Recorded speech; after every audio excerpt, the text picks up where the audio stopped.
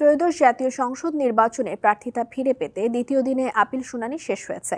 দ্বিতীয় দিনে ৭১ থেকে ১৪০ নম্বর আপিলের শুনানি হয়। অনেকের পাশাপাশি প্রার্থিতা ফিরে পেয়েছেন নাগরিক ঐক্যের মাহমুদুর রহমান মান্না।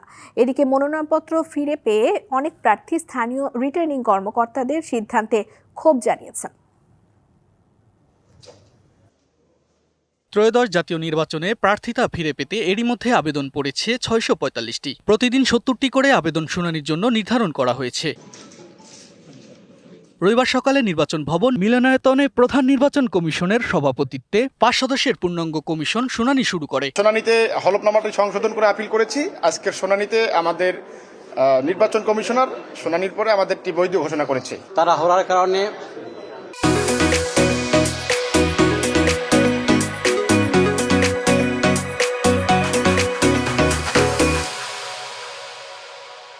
হলফনামা অঙ্গীকারনামায় দস্তখত করা হয়েছিল না, এই জন্য বাতিল হয়েছিল। পরবর্তীতে সংশোধন করে আপিল করি। আজকে আল্লাহ রহমতে সেটা বৈধতা পেয়েছে।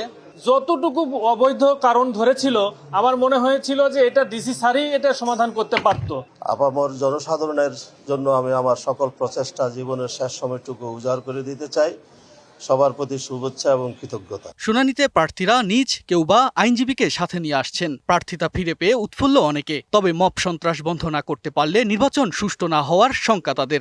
২৪৪টি জায়গায় ৪৩টি জায়গায় আমরা মনোনয়ন দিয়েছিলাম এবং প্রায় সকলেই জমা দিয়েছে এবং আপিলে অনেকে ফিরে পাচ্ছে। আমরা একটা বৃহৎ দলে পরিণত হয়েছি। যদি কেউ পক্ষপাতদুষ্ট আচরণ করে তাহলে তার ক্যারিয়ারে এটা একটা স্টিগমা হবে, এসিআর একটা স্টিগমা হবে। এই ক্ষমতা নির্বাচন কমিশনের আছে। আপিল নিষ্পত্তির শুনানি চলবে ১৮ জানুয়ারি পর্যন্ত। নির্বাচন ট্রাইব্যুনালে নিষ্পত্তি না হওয়া পর্যন্ত সংক্ষুব্ধরা যেতে পারবেন উচ্চ আদালতে।